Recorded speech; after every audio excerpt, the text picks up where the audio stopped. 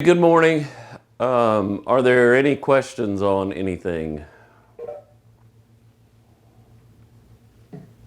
For the labs, Yeah. when do you want them due? Uh, yeah, I've been thinking about that. Friday? Friday? And Yeah. then And we can for talk the about those. dissertation due to gravity lab report, Right. I'm having a hard time finding a place to get my plots done. Do you have like a website or something that we could use to do that? You can use Google Sheets. You can Okay. use, you don't have Excel. You should have Excel through the university. Okay. You know, you should have access to the online uh, Microsoft Office Online. You should be able to go through the university and get that on your machine. But you can use Google Sheets as well. I think it's Sheets, right? That's like Excel. Yeah, it is. Yeah, either one of those is fine. Most people use Excel, but if you go to My CBU and all that stuff, you should be able to find a link to get Microsoft Office. And when will our next test be? I don't know. Whenever we finish 5 and 6. Okay. So soon, soon. So I sent you, sorry. I sent you the grades on your tests, and it's take forever to scan those things and get them back to you. I'm gonna do it.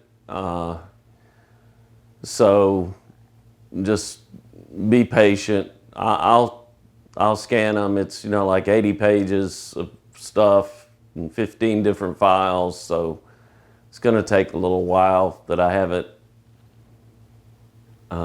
had time for or found time for yet. So, but I sent you the key, so you have your test. You can see kind of where you made some mistakes. But I'll send you the markups as soon as I can.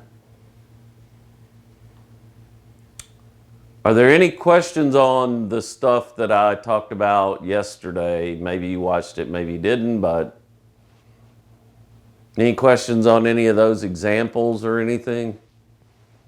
Newton's second law, net force, acceleration, coordinate systems,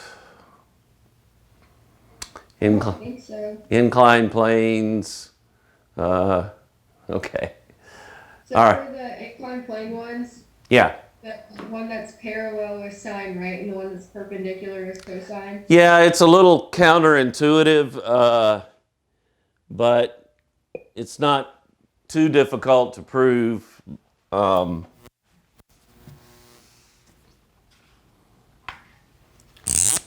so if you have the inclined plane, it's worth it to go through this again, maybe.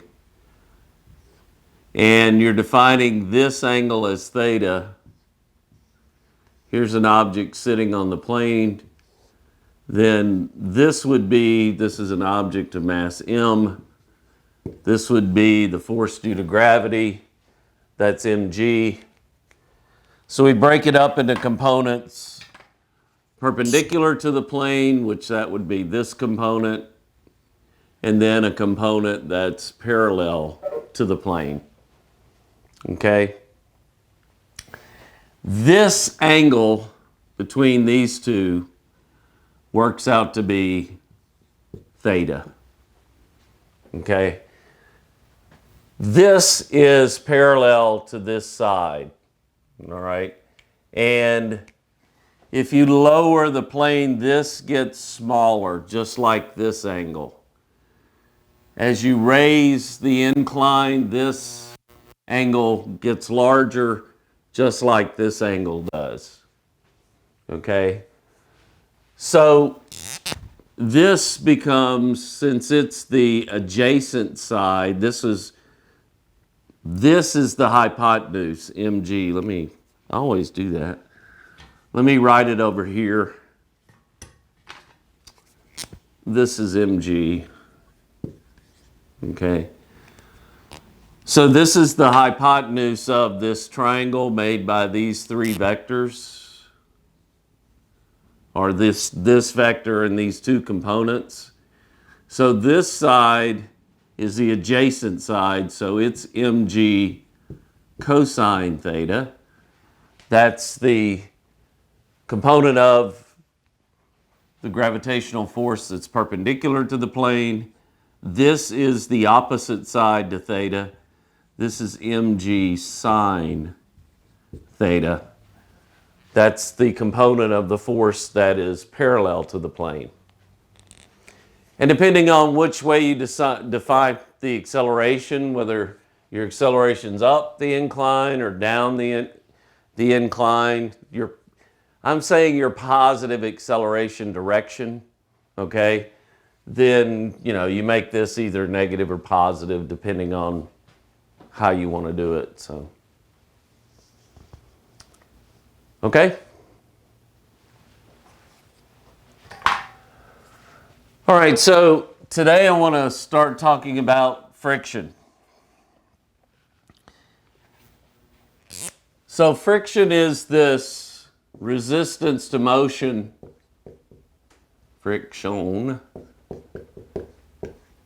Friction is this resistance to motion when you have two objects that are touching one another.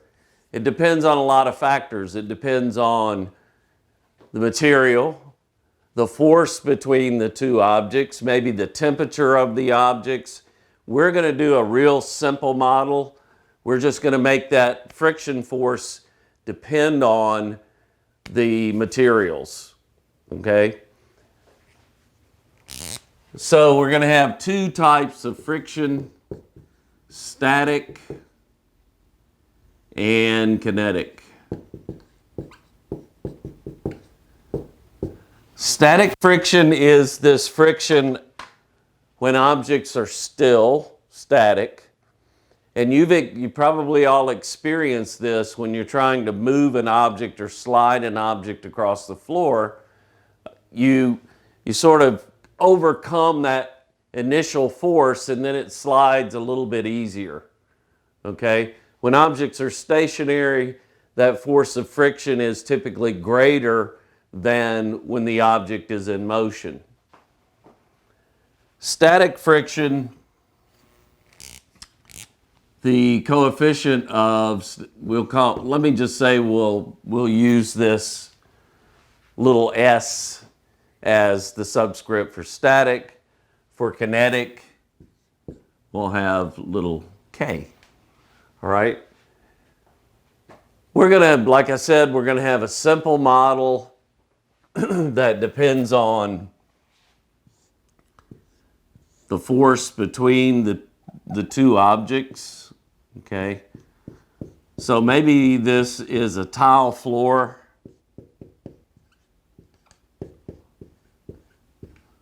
And a cardboard box, okay? And a cardboard box. This box has some mass m, and this friction force, let's say you've got an applied force here, okay, and the friction force, whether it be static or kinetic, let's talk about kinetic. Let's say the box is in motion. So the box is moving this way, some velocity v in that direction.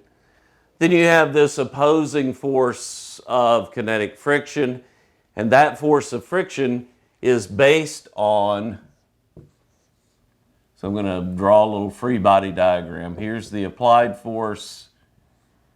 Here's the kinetic friction force, normal force, and little mg.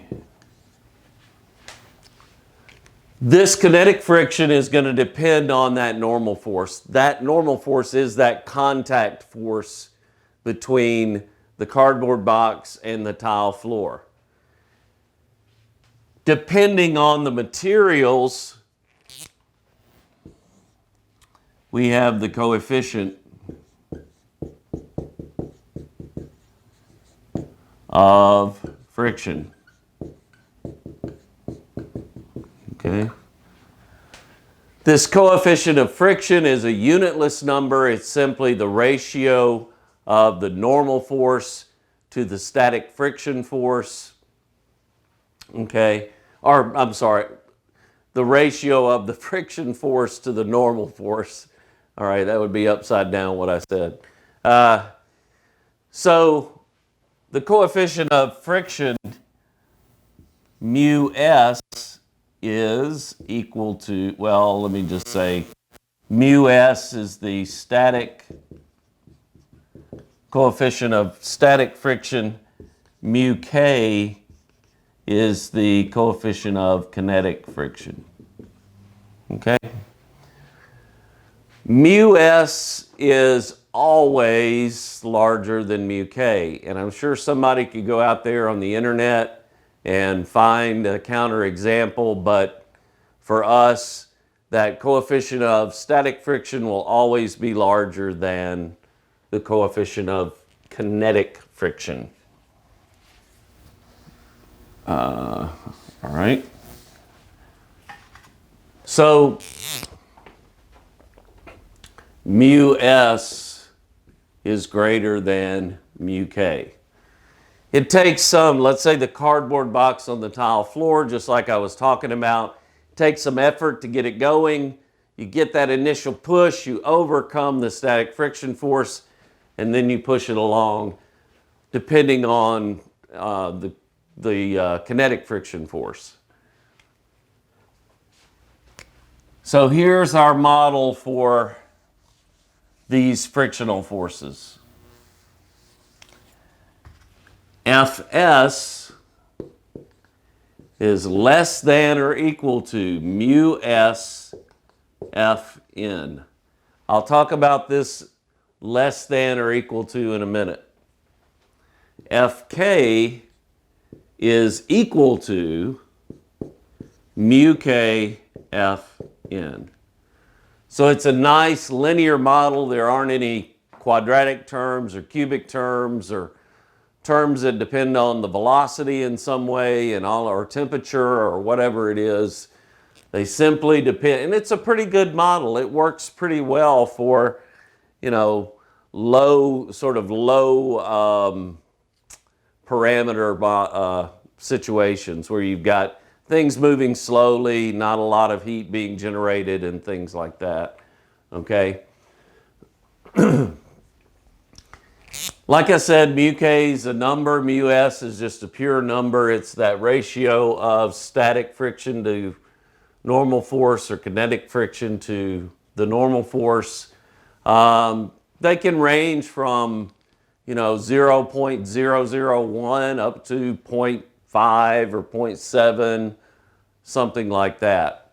Okay, let's talk about this static friction first being less than or equal to mu s times the normal force. I really wish I could do a demonstration for you. Maybe I can cook something up and film it, but we can do a little thought experiment. Okay. Here's some object sitting on some floor. Okay. Let's say there's an applied force that is epsilon.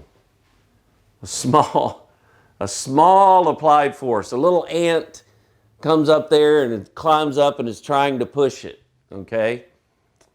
Well, what's holding the box in place? Static friction.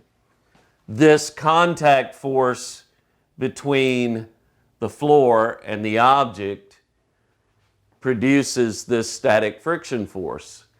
So that static friction force is going to be epsilon. The box doesn't move, okay? The box doesn't move. So the static friction force here is equal to epsilon. Here comes another, the little ant has a friend. They both push it. They now push it at 2 epsilon. What's this? They still can't move it. What's the static friction force? 2 epsilon. Okay, so you keep pushing, pushing, pushing, applying that applied force till you get to a point where where the static friction force, you'll see it written like this sometimes, Fs max is equal to mu s Fn, okay? So you finally get to a point where you can overcome this maximum static friction force, all right? And once you reach that point, when you've overcome that maximum static friction force, the box begins to move, then you're in this kinetic friction range. Once you're sliding, then you're in the kinetic friction range. So that kinetic friction force drops down and it's less than this maximum static friction force. Okay? So I think of it as building up, building up, building up this static friction force depending on the applied force.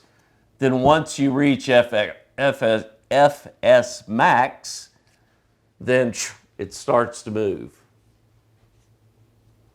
You follow that logic? Okay. Yes. Okay, yes. All right. So these static friction forces are always greater than the kinetic friction force. Why do you have anti-lock brakes on your car? Why don't you want your, like if you have to make a panic stop, and back in the old days, there were no anti-lock brakes, and you would actually lock your wheels up and you would begin to slide, okay?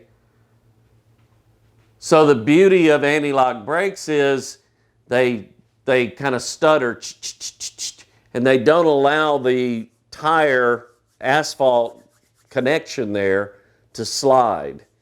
So you get a larger force. You don't get into this kinetic friction range. What stops your car? The only thing that stops your car is this static friction force, or kinetic friction if you're sliding, okay? What makes your car go, what pushes you along, is this static friction force, unless you're squealing your tires, and then you're in the kinetic friction range, okay? If you've ever watched drag racing, they always heat the tires up. They burn out, they make a lot of smoke, and then when they actually race, they take off. They don't want all that spinning. They want that large force from static friction to push them along, okay? So this is the idea. This static friction force is always larger than the kinetic friction force, and we're going to see it in action in some problems eventually. All right? So that's the idea. That's, what I was showing is this less than or equal to thing. Just to let you know that there may be some force of static friction that's opposing some applied force, and you're not up to this Fs max where you can actually overcome that applied, that static friction force. Okay, so I cooked up some examples here.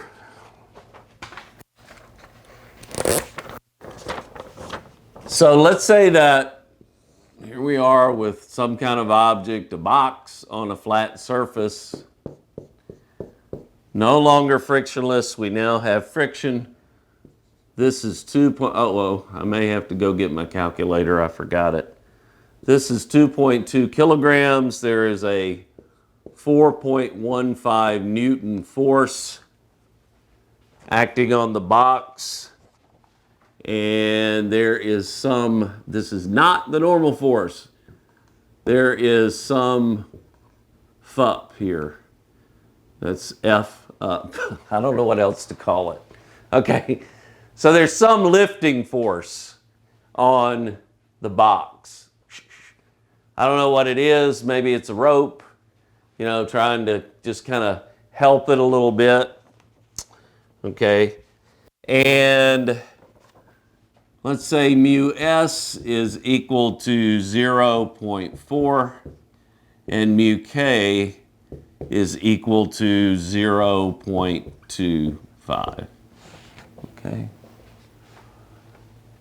So, mu K is not quite half of mu S, but it's a good bit lower than mu S. So let's say that F up, this is magnitude, in the first case is going to be equal to 10 newtons. We have two cases. Then F up is equal to 14 newtons in the second case. Okay. So this is case 1, this is case 2, and the question is, what is F? Okay, this would be, I'm using little f as there's some friction force here.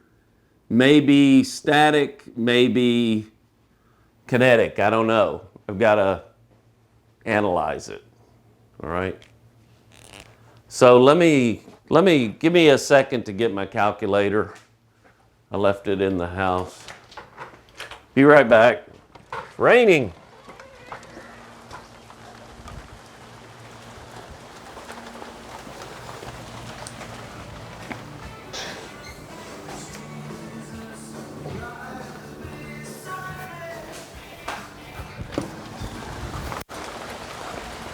Hey, yikes.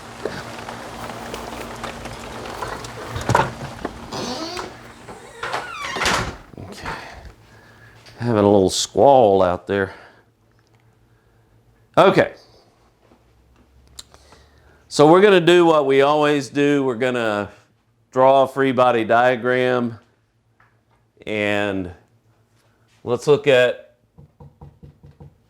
A. So this is for the first case.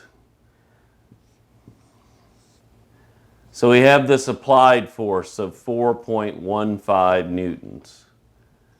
There is this F up that is equal to 10 newtons. There is also and this thing is 2.2 kilograms. So it's 1 pound. No, that's right. No. I'm thinking opposite. I don't know where I got 2.2 kilograms. There's the acceleration due to gravity. I'm just going to write mg just because we know that m is 2.2 kilograms. Okay? There is some friction force here. May be static, it may be kinetic. I don't know yet. But we'll find out. There's also, where am I going to squeeze this in? A normal force. Okay? So that's the normal force like we've always had. It's resting on this floor. So let's look at the forces in the y direction.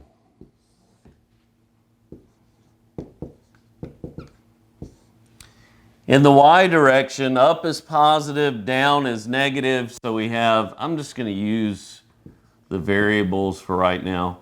The normal force plus F up minus mg is equal to 0, right?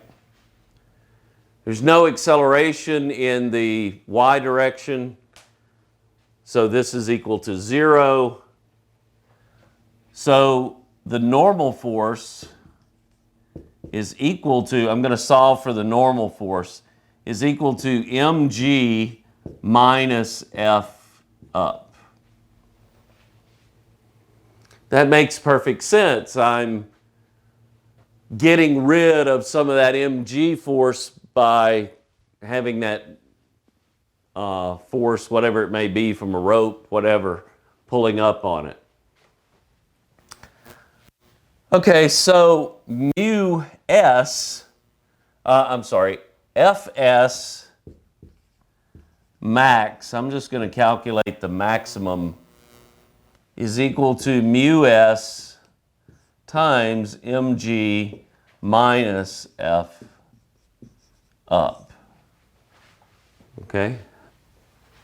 That would be the maximum static friction force on the object based on this 10 Newton sort of helping force.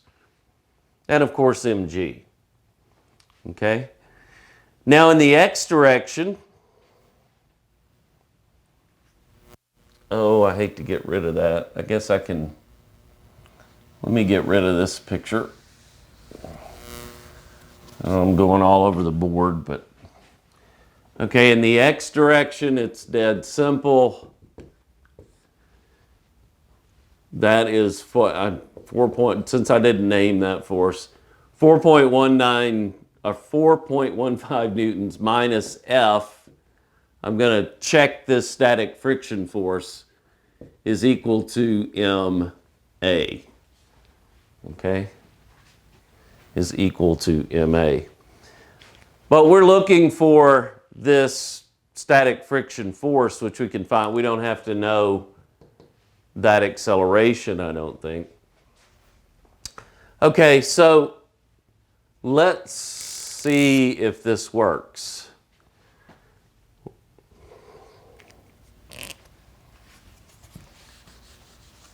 So I can plug this in up here, and if this force is larger than static friction, then I'm in the kinetic friction range. If this force is less than the static friction force, then it's stationary. I don't have enough force to start it in motion. So let's look at that. So mu s, let's see. I'm going to plug in the numbers here. Fs max is equal to 0.4 times mg, which is 2.2 kilograms. Let's just parentheses in parentheses. 9.8 meters per second squared minus 10 newtons. Okay? So this is equal to, can somebody please calculate this? 2.2 times 9.8, that's about 21. Minus 10 is going to be 11 times 0.4. So I would say about 0.44, but I don't know. I'll calculate it real quick. I got 4.624. Oh, 4.6. Oh, yeah. Let's set 11. Okay. 4 point what? Again, 64? 4.624. 4.624 newtons. Aha. This force is that Fs max, and it's larger than that applied force. So what is the static friction force acting on the object in the first case? Well, F, whether it be static or kinetic, is equal to 4.15 newtons. It's just equal to the applied force. The box is stationary, it's not accelerating, it's not moving at a constant velocity right now. You follow this logic? The maximum, you need a 4.624 Newton force to overcome static friction. You don't have it. The only thing you have is that 4.15 Newton applied force, so the force due to friction must be 4.15 newtons.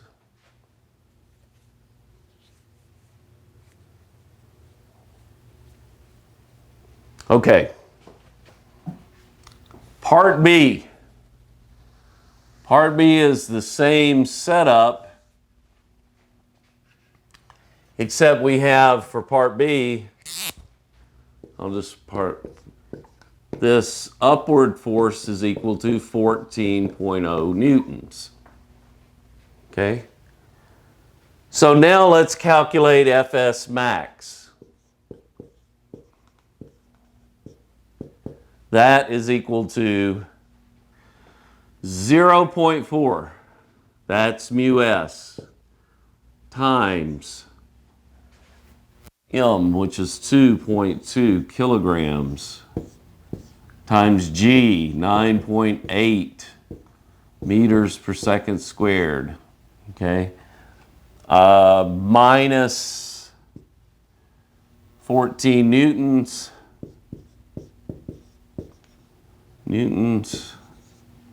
So what do you get here? About 3 point something?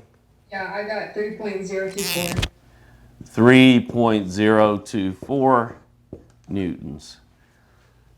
With that upward force increased to 14 newtons, it's lowering this maximum static friction force that is required to start it moving. Okay, so you've overcome the, I'm saying this 4.15 Newton force has overcome static friction.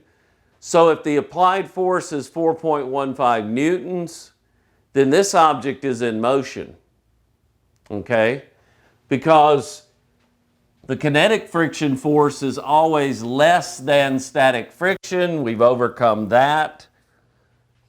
So let's recalculate what that force is. The kinetic friction force. The normal force, I just erased it, but Fn, I'll write it down. Now it's mu k mg minus that upward force. Okay? This object is in motion. I proved that by looking at the forces acting on it and realizing that that 4.15 Newton force has overcome static friction. So Fn, this is not Fn, this is Fk. Okay, that's Fn. So now I can calculate Fk. That's equal to 0.25 times 2.2 kilograms times 9.8 meters per second squared minus 14 newtons. And what do you get for this? I got 1.89. 1.89 newtons. That's Fk. Now, if you wanted to calculate the acceleration of the system, you could do that easily because the free body diagram now, based on this information, looks like this. 2.2 kilograms, 4.15 newtons, 14 newtons up, the normal force, mg, and Oops, that's the wrong direction. And Fk, which we just calculated right here, which is equal to 1.89 newtons. So to calculate the acceleration, it's pretty simple. Since we already calculated Fk based on the normal force, so we have 4.15 newtons minus 1.89 newtons is equal to 2.2 kilograms times, I'm not going to put that in parentheses, times A. That's the net force. That's the mass times the acceleration. I don't know, what does this come out to? 1 meter per second or something? Oh, 1 meter per second squared, maybe. Like 1.027. 1.027 meters per second squared. Okay. Are there any questions on that example at all today? I don't think so. Okay. All right.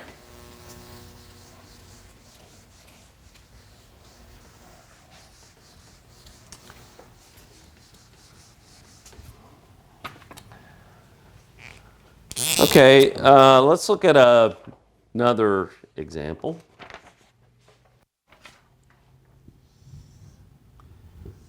Same setup. Here's some object resting on a horizontal surface. And there's someone pushing the object. Okay. Let's set theta, or I'm just going to give it an angle, 40 degrees. And there is a 35 Newton force. So there's a 35 Newton force acting at 40 degrees below the horizontal. This is a 3 kilogram object, and mu k is equal to 0.25. So static friction is not going to play into this. I'm saying that the object is already in motion. Okay, it's moving this way. So I want to know what's the acceleration. Okay, magnitude of the acceleration. By the way, these friction forces always act, well, let me say kinetic friction.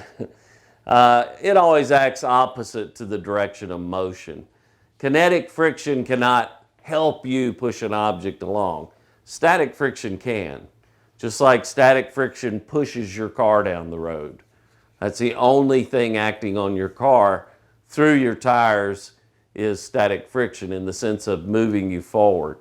There are forces from air resistance and so forth that are slowing you down.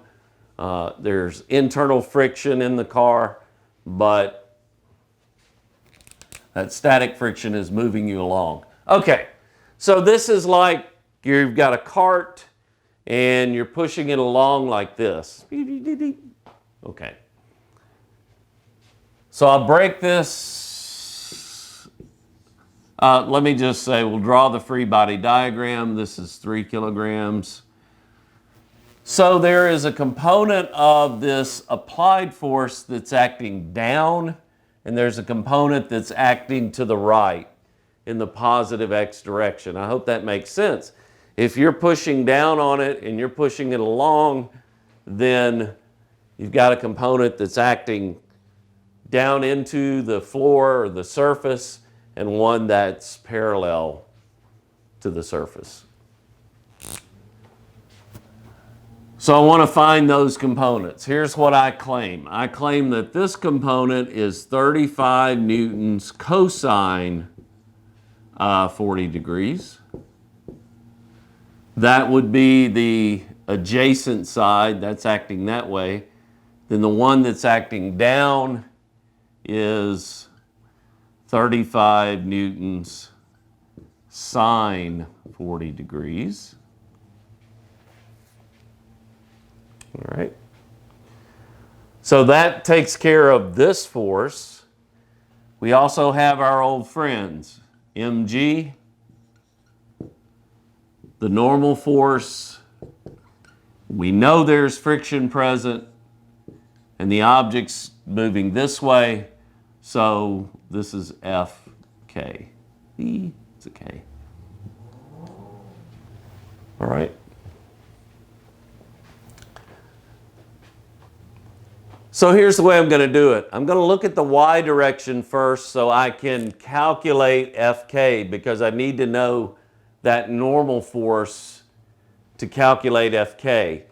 Once I find this magnitude of Fk, I'll use that to calculate the acceleration along the x direction. In the y direction,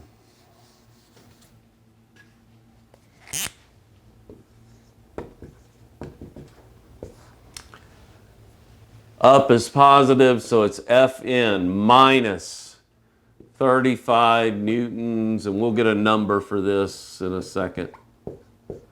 Sine 40 degrees minus mg is equal to 0. Okay? There's no acceleration in the y direction. Moving this around, Fn is equal to 35 newtons sine 40 degrees plus mg. That makes perfect sense.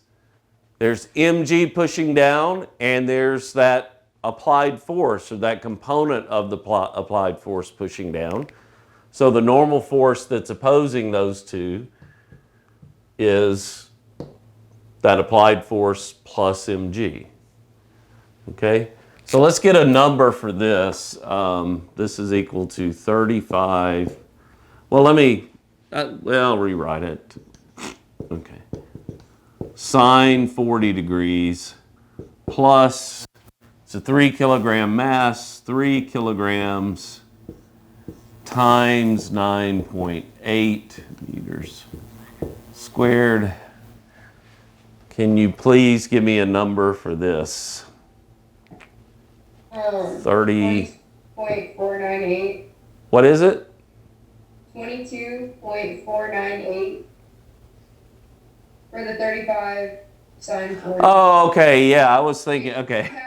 All right. Give me the whole thing. And then I know this is about 28, so maybe about 50. it was like 51.898. 51.898 newtons. Okay. All right. So that's the normal force. So now that I have the normal force, I can calculate that friction force Fk, because, or magnitude. The Fk is equal to mu k times the normal force, and that's equal to 0.25 times 51.898 newtons, and that's equal to about 12 point something, almost 13. Yeah, 12.975. 12.975 newtons. Okay. So this is Fk. Now that I know Fk, I can look in the x direction and calculate the acceleration based on this applied force and Fk. Let's do that.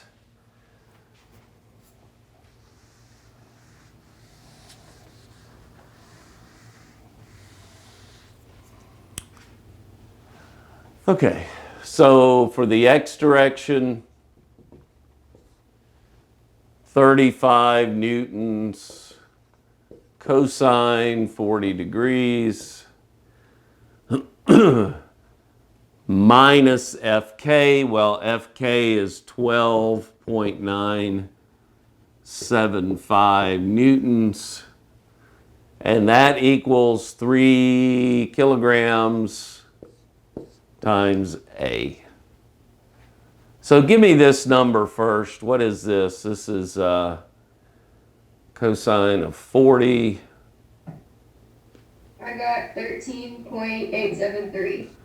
13.873 newtons is equal to 3 kilograms times the acceleration.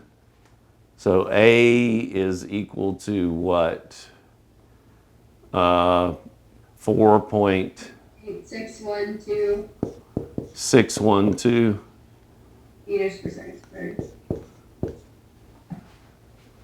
Okay. Free body diagram.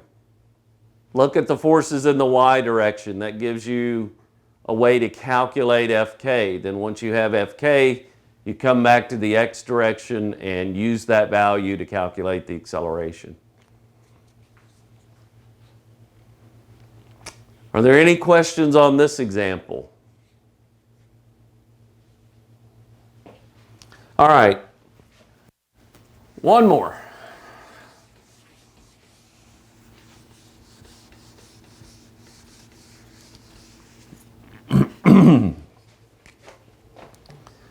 So this one's a little bit tricky. So an inclined plane.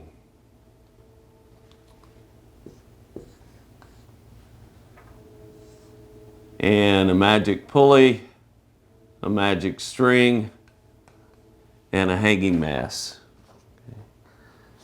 So this is 10 kilograms. This is 6 kilograms. The angle is 48 degrees. And don't ask me where I came up with these numbers, but hopefully they work. Mu s is equal to 0.45.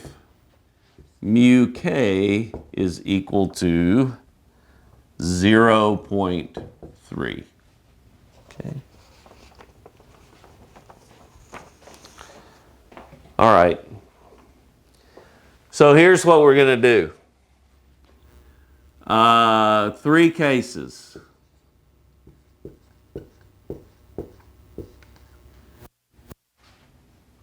The object starts, so V0 is, let's just say that at t, let me put it this way. At t equals 0, V is equal to 0. That's the first case. Okay? So that means, that's a pretty technical way of saying it starts from rest. What happens?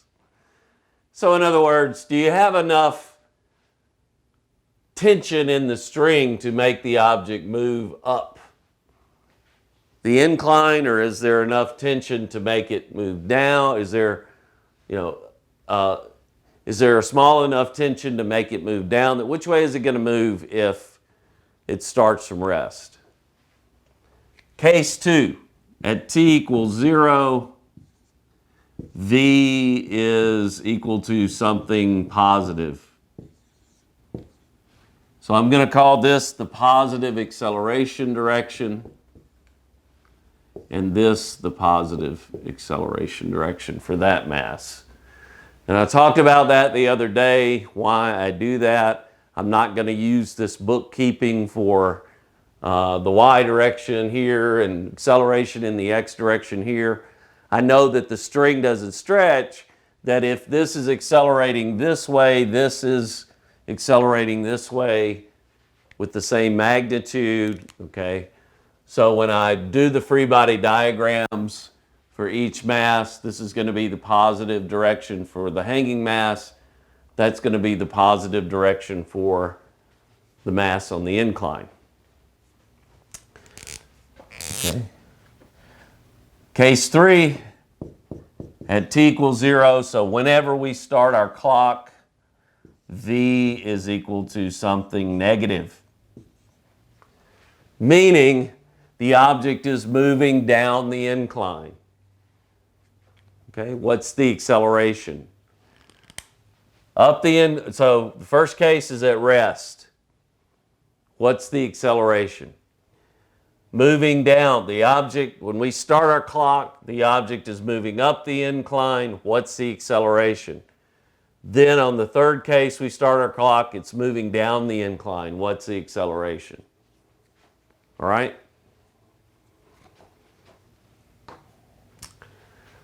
So let's do number one. I'm going to go ahead and calculate, well, no, I'm not going to calculate anything yet. I'm going to draw the free body diagram, and I'm just going to use variables for the masses. So this is the big mass on the incline. There's tension. There is the normal force. There is big mg. And there is mg sine theta going that way. And I don't know where static friction is yet. Okay? I don't know. Because static friction could be this way or it could be that way. Could be keeping it from sliding down the incline, or it could be keeping it from sliding up the incline. I don't know yet. What I'm going to do is I'm going to calculate that normal force and this tension force and look at those forces and see if I can figure out what's going on with static friction. But static friction is in here somewhere. For the little mass, dead simple. Tension, little mg.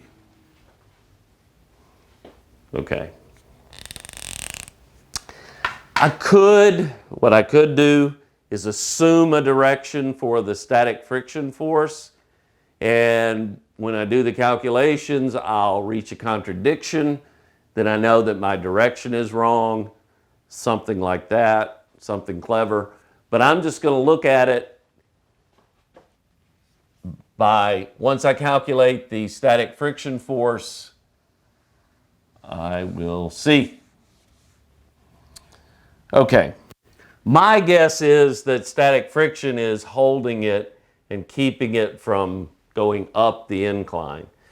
If T is greater than big mg sine theta, then static friction would be holding it. Follow me? Okay.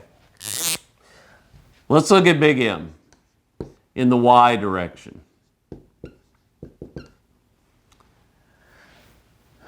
Fn minus mg is equal to 0. Pretty simple.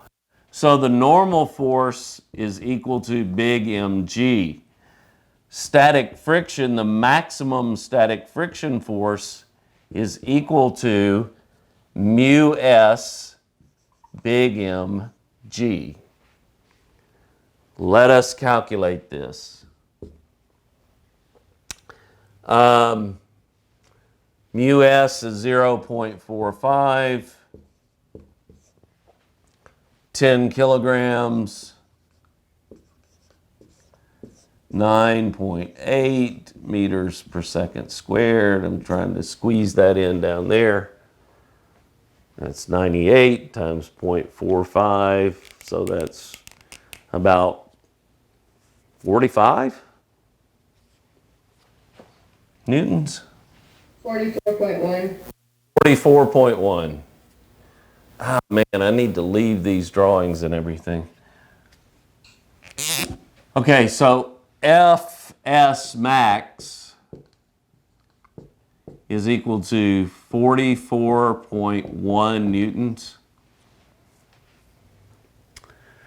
All right, now I'm going to analyze the x direction. Yeah, Why not? Okay, for big M.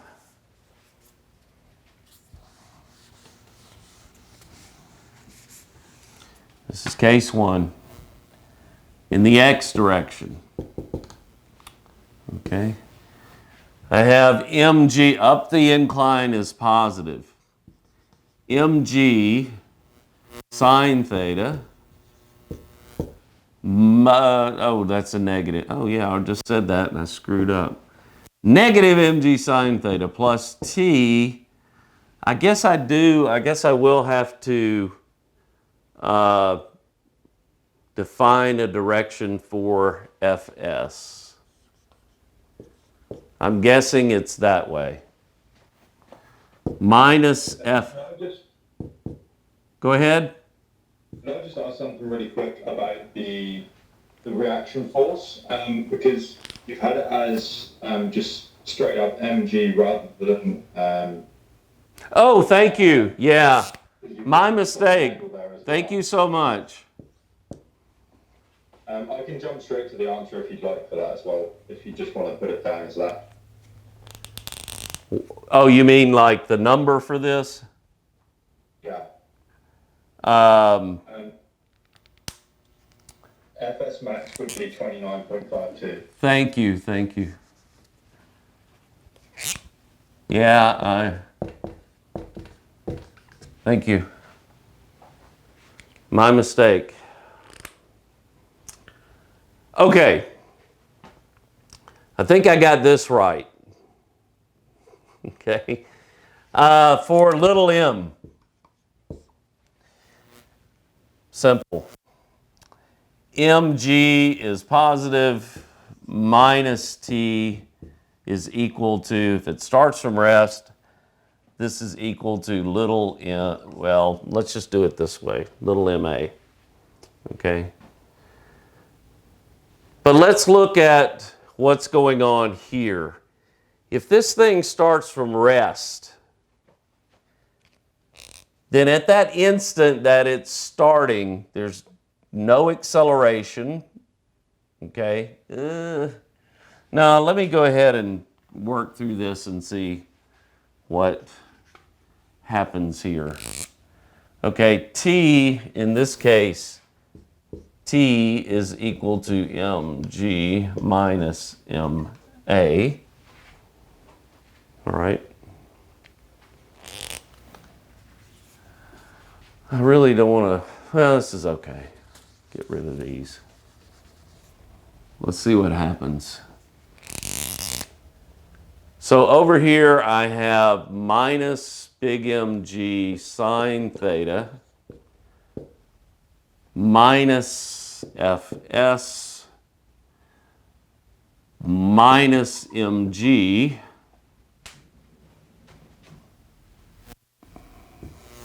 I'm trying to hurry for some reason. Minus Mg plus Ma is equal to, is that right? T is equal to Mg minus Ma. No, this is plus T. So I have plus Mg minus Ma is equal to big. Yeah, that makes more sense. Okay. All right, so I'm going to combine some terms. So Mg minus Mg sine theta minus Fs is equal to little m plus big M A. Okay?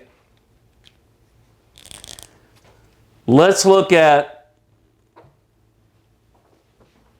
little mg minus big Mg sine theta minus Fs, all right? That would be holding it in place, and the maximum that we can apply is 29.52 newtons. So we'll do that calculation. Okay, I'll leave that up there. Really glad you caught that mistake. We screwed everything up.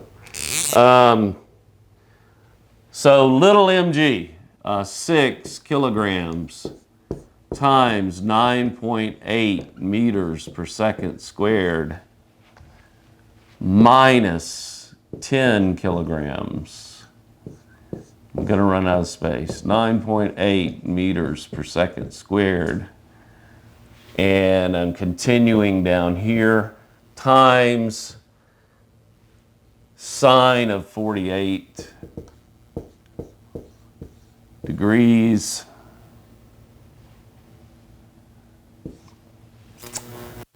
and minus Fs is equal to little m plus big M A. Okay. What do you get for, can someone calculate this? This is 60, that's 98. Sine of 48 is about, it's maybe about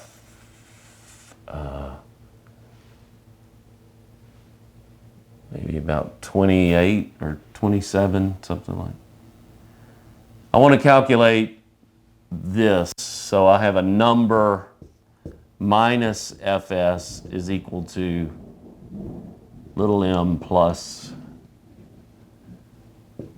big M A. I got negative 14.028.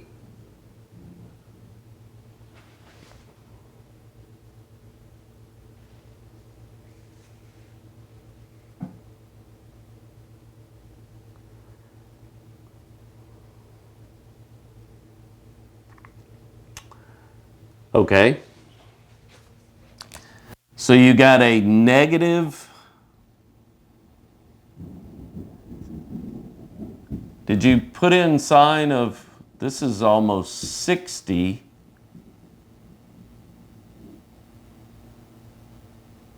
You got something negative?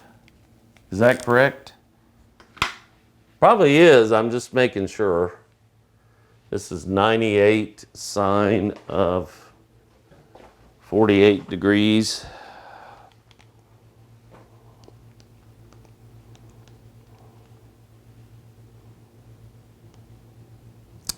Yeah, that's 72.83. Change 6. I got a negative as well. Okay. Negative 14.03. Is that what you said? Negative 14.03. Okay. Now, I assumed that Fs was in this direction, but what's actually happening is you have a net negative, you have a force going to accelerate. If this weren't here, this force, this object would be going down the incline this way. But you have an available 29.52 Newton force for Fs. So this object is being held at rest by that static friction force, which equals 14.03 newtons. There is no acceleration. Okay?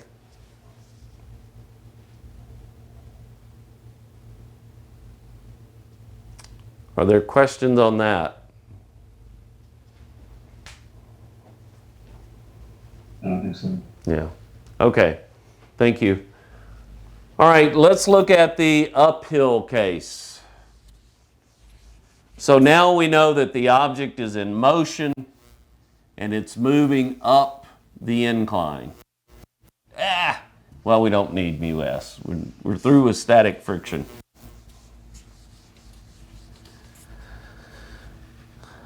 Mu k is 0.3. So for the free body diagram for moving up the incline, still have the normal force. big MG cosine theta. Okay? Tension. And Fk and big MG sine theta. Did I leave anything out or make any mistakes?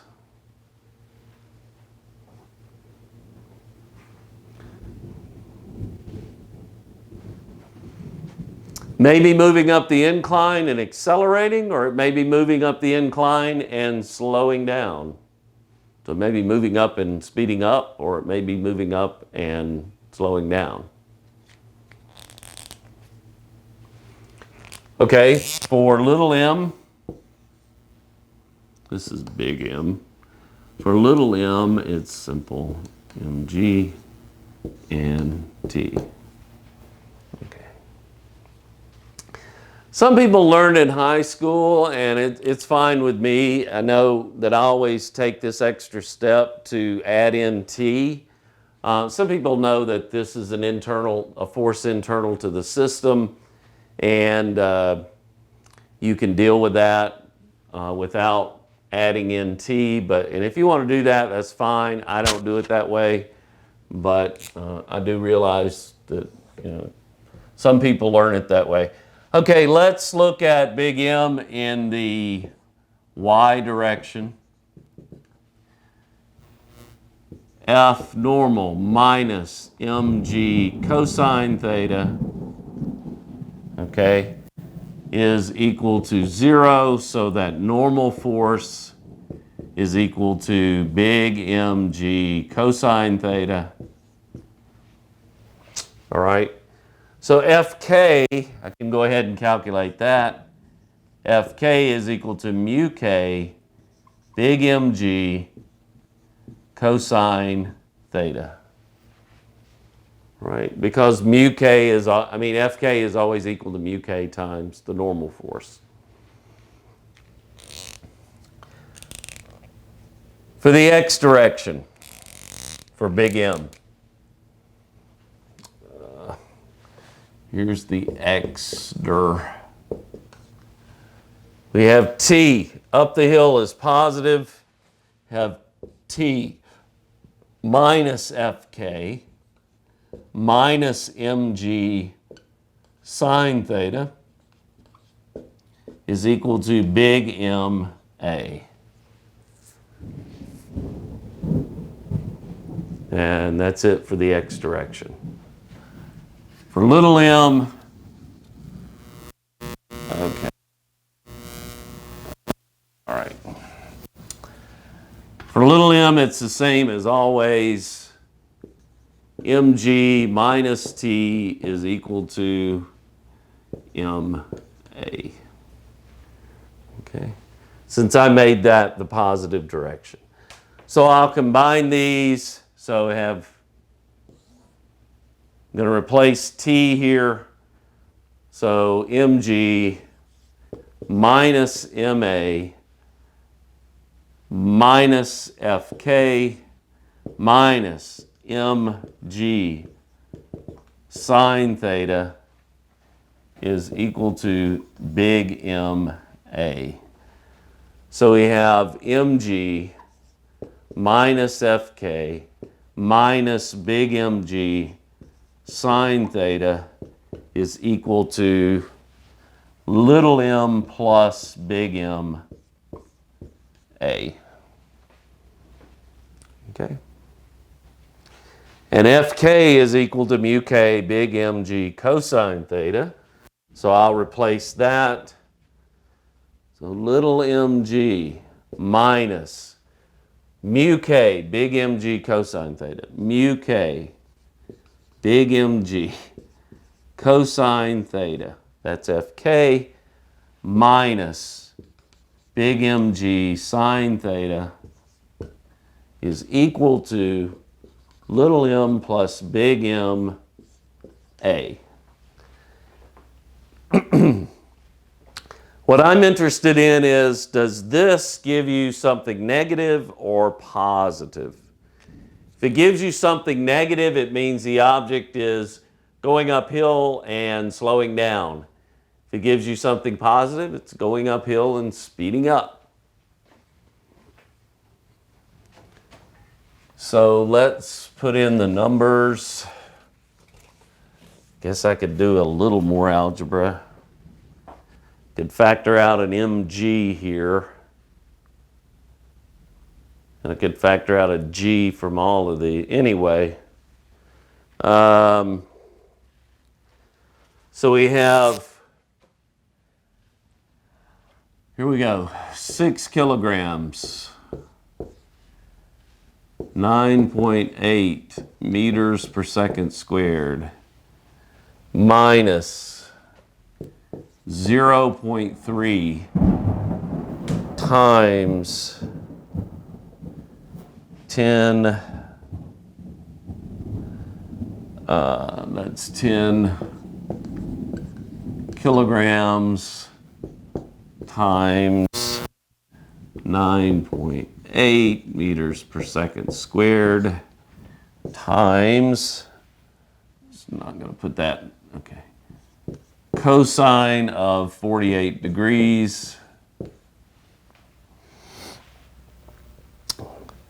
minus, next line, minus 10 kilograms, 9.8 meters per second squared, sine 48 degrees. And that equals little n, since I put the numbers in, that equals 16 kilograms times A.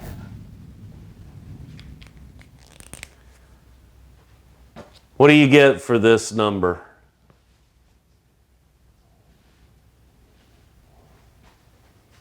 Is anybody still there? Yep. Okay. Okay. All this thunder and lightning going on around here.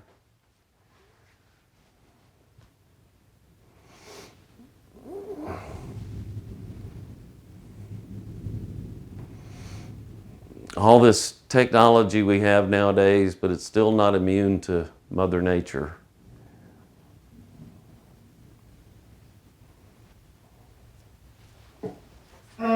I got negative 33.7 for like the one side. I haven't divided. I got you. Yeah, that's all I want right now. Okay. Negative. Somebody else check me though, because I'm not sure. Negative 33.7 newtons is equal to 16 kilograms times A. Okay. Can someone confirm that or deny it or something? So this says that the object is moving uphill, but it's slowing down. The acceleration is that way.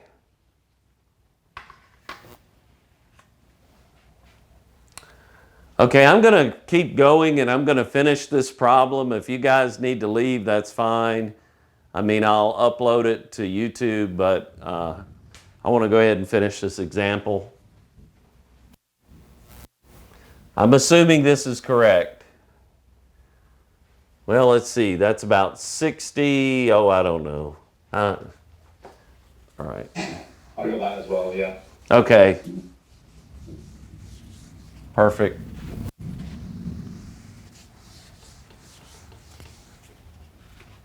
Last case, case 3. So here's case 3. Okay. For case 3, the object is moving down the incline. So for big M, normal force, big mg cosine theta. Big mg sine theta. Tension and Fk. Okay. So if it's moving down the incline, that kinetic friction force is in the same direction as tension. Little mg, same old game. Our little m is just mg and t. Okay, big M in the y direction. Say I'm going to get rid of, I'm going to keep that. Okay, big M in the y direction. Fn is simply equal to big mg cosine theta, and Fk is equal to mu k big mg cosine theta. All right? In the x direction, for big M, we have t plus Fk minus mg sine theta is equal to, what? Is equal to big MA. Okay. All right. Little m, same old thing. mg minus t is equal to little ma. I'm going to put it all together. mg minus ma. Okay, that's t. Plus mu k big mg cosine theta. Plus Fk minus mg sine theta is equal to big M A. So you have mg plus mu k mg cosine theta minus mg sine theta is equal to little m plus big M A. Hopefully I got that right.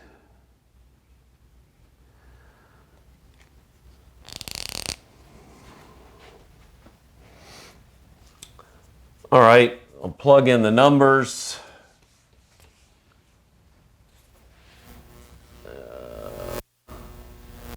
Keep that. So we have 6 kilograms times 9.8 meters per second squared plus 0.3 times 10 kilograms times 9.8 meters per second squared, continuing, times cosine 48 degrees. That's this term, minus 10 kilograms, 9.8 meters per second squared, sine 48 degrees is equal to 16 kilograms A. Okay, let's see what I get.